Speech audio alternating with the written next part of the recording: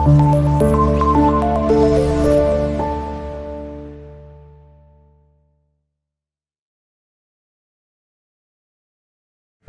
the Lord. True Light International Ministries வழங்கும் வேதத்தின் வெளிச்சம் என்ற நிகழ்ச்சியின் மூலம் இயேசு கிறிஸ்துவின் நாமத்தில் உங்களுக்கு அன்பின் வாழ்த்துக்கள்.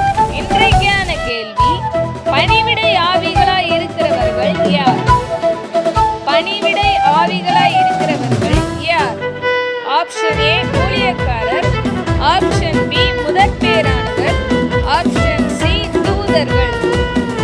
ஆப்ஷன் ஏ ஊழியக்காரர், ஆப்ஷன் பி முதற் பேரானவர், ஆப்ஷன் சி தூதர்கள்.